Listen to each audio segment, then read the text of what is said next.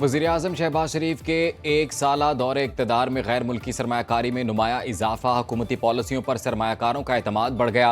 World economic forum की country partner गैर सरकारी तंजीम मशल ने पाकिस्तान में इस्लाहात से मुतल्लिक रिपोर्ट जारी कर दी। रिपोर्ट के मुताबिक पाकिस्तान में गवर्नेंस, मईशत, सरमायाकारी और माहौलियाती शोबे में इस्लाहात की गई। रिपोर्ट में शहबाज शरीफ दौर की 120 से जायद इस्लाहात का तफसीली जायजा लिया गया।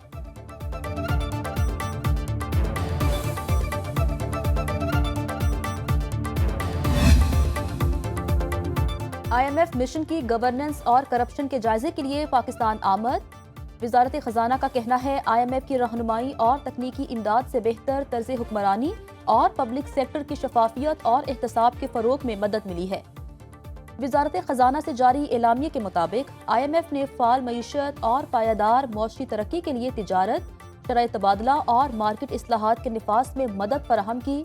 सरकारी शोबे की कारकर्दगी और एहतसाब को बेहतर बनाना और बदउनवानी से निमटना हुकूमत पाकिस्तान की अव्वलीन तरजीहात में शामिल हैं। EFF 2024 के तहत हुकूमत पाकिस्तान ने IMF के साथ स्ट्रक्चरल बेंचमार्क तश्कील दिया है।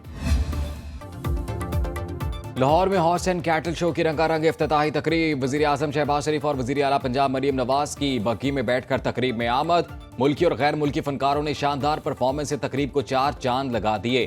लेजर लाइट्स के शानदार नज़ारे से शायकीन दम बखुद रह गए। ढोल की थाप पर भंगड़े। शो में बैनुल अक़वामी टीमें भी शरीक। 14 फरवरी तक जारी रहेगा।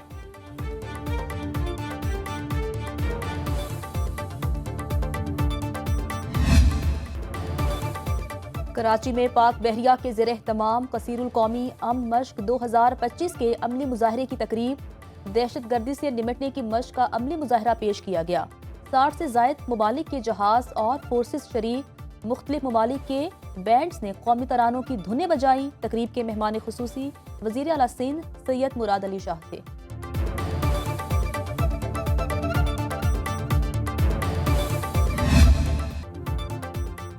कराची में नमी कसीरुल कौमी बहरी अमन मश्क का तीसरा रोज। महफूज समंदर खुशहाल मुस्तकबिल के उन्वान से अमन डायलॉग।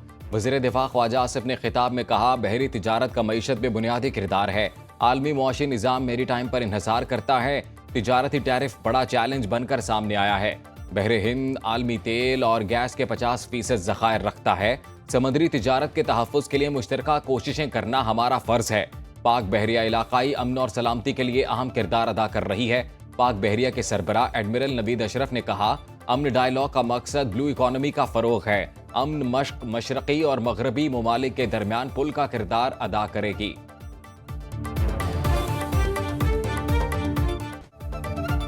26वीं तरमीम आइन का हिस्सा पार्लियामेंट या सुप्रीम कोर्ट का फैसला ही खत्म कर सकता है। जब तक ऐसा हो नहीं जाता, मामलात इस तरमीम के तहत ही चलेंगे। जस्टिस मोहम्मद अली मजहर ने बेंचिस इख्तियारात केस में 20 सफ़ात पर मुश्तमिल नोट जारी कर दिया।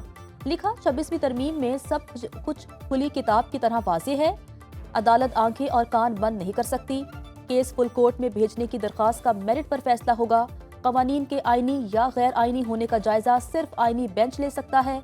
किसी रेगुलर बेंच के पास आईनी तशरीह का इख्तियार नहीं।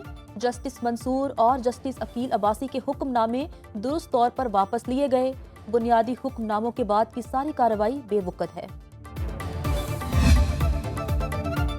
सुप्रीम कोर्ट में 8 जजेस की तैनाती का मामला। बैरिस्टर अली जफर ने कल होने वाला जुडिशल कमीशन का इजलास मौखर करने की दरखास्त कर दी। अली जफर ने चीफ जस्टिस ऑफ पाकिस्तान को खत लिख दिया। खत में इस्लामाबाद हाई कोर्ट जजेस की सीनियरिटी तनाज़े का हवाला देते हुए कहा गया, जजेस की ट्रांसफर से इस्लामाबाद हाई कोर्ट की सीनियरिटी लिस्ट तब्दील हो गई। मुनासिब होगा जजेस की सीनियरिटी का मसला हल होने तक कमीशन इजलास मौखर किया जाए। जुडिशल कमीशन ने अगर इजलास करना ही है तो ट्रांसफर शुदा जजेस को ज़ेर गौर ना लाया जाए।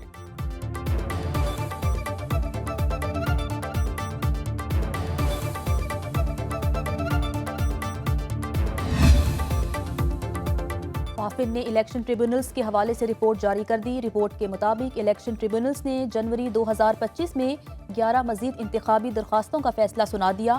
फैसलों की तादाद 112 हो गई, जो मजमूई दरखास्तों का 30% बनती हैं। लाहौर के 3 ट्रिब्यूनल्स ने 9, बहावलपुर और कराची के ट्रिब्यूनल्स ने एक दरखास्त का फैसला किया। फैसला शुदा 11 दरखास्तों में 6 तहरीक इंसाफ के हिमायत याफ्ता आज़ाद उम्मीदवारों की थी। 11 दरखास्तें मुस्तरद।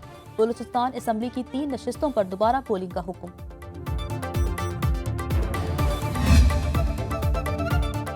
अवाम 9 मई और 26 नवंबर के इंतशारियों को पहचान चुके। वज़ीर इत्तला तथा तारड़ की पीटीआई पर खड़ी तनकीद।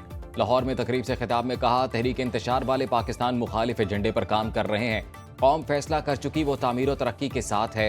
वज़ीर इत्तलात पंजाब अज़मा बुखारी ने पीटीआई का सवाबी जलसा फ्लॉप शो करार दे दिया। कहा, खैबर पख्तूनख्वा के अवाम ने बानी पीटीआई की इंतशार और जलाओ घिराव की सियासत को मुस्तरद कर दिया। जुनेद अकबर अपने पहले इम्तिहान में ही बुरी तरह फेल हो गए। खैबर पख्तूनख्वा के मुशीर इत्तलात बैरिस्टर सैफ कहते हैं, सवाबी में जलसा कामयाब रहा, अवाम हकीकी आज़ादी के लिए पीटीआई के साथ है।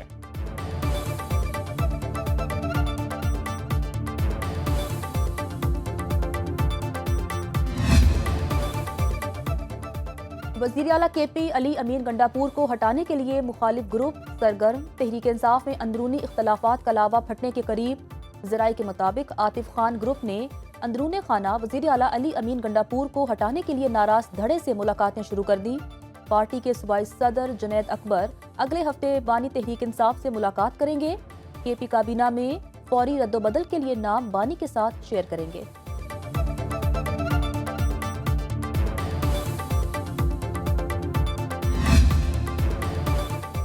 वज़ीर आला खैबर पख्तूनख्वा अली अमीन गंडापुर का कहना है, बानी पीटीआई से जब मुलाकात हुई तो उन्होंने मुझसे नाराज़गी की कोई बात नहीं की। उनके दिल में क्या है इस पर मैं कुछ नहीं कह सकता। मुझे बानी पीटीआई से मुलाकात की इजाज़त नहीं दी जा रही, इसलिए बानी की नाराज़गी के बारे में कुछ नहीं कह सकता। सहाफ़ी जेल समात में जाते हैं, बानी पीटीआई से खुद पूछ लें वो मुझसे नाराज़ हैं या नहीं। अली अमीन गंडापुर का कहना था, अगर हुकूमत हमारे मुतालबात पूरे करती है तो मुज़ाकरात दोबारा शुरू हो सकते हैं।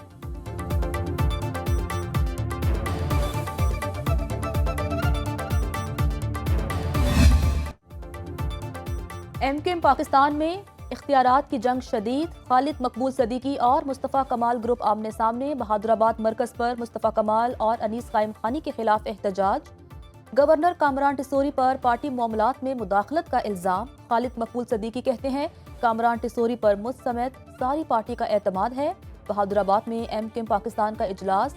अरकान कौमी और सूबाई असम्बली की शिरकत। मीडिया से गुफ्तगू में फारूक सत्तार बोले, तंजीमी नज़्म ज़ब्त की खिलाफ वर्जी करने वालों के खिलाफ कार्रवाई होगी। हमारी मरकजी कमेटी किसी भी मसले का हल निकाल सकती है। तंजीम का बयान आ गया है तो उसमें मज़ीद कुछ कहने की ज़रूरत ही नहीं है। आज हमारे कम्युनिटी एलामिया तो जारी हो गया ना। आज जो MKM पाकिस्तान की तरफ से बयान जारी हुआ है उसमें आपके तमाम सवाल के जवाब मौजूद हैं कि अगर डिसिप्लिन की खिलाफ वर्जी हुई तो उसके लिए तादीबी कार्रवाई होनी चाहिए। वज़ीर बल्दियात सिंध सईद गनी का कहना है, अवामी मसाइल हल करने में पीपल्स पार्टी से बेहतर कोई और जमात नहीं। हमें नफरत और तकसीम की सियासत से बाहर निकलना होगा। कराची में मीडिया से गुफ्तगू बोले, पीपल्स पार्टी ने कभी नफरत की सियासत नहीं की। हुकूमत सिंध अवामी मसाइल के हल के लिए कोशा हैं। कराची के मसाइल को तरजीही बुनियादों पर हल किया जा रहा है।